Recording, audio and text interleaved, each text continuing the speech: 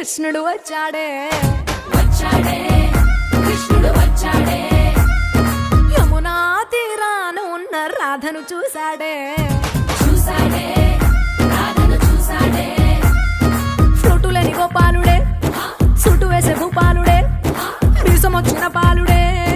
మాట వెంట పడిపోవుడే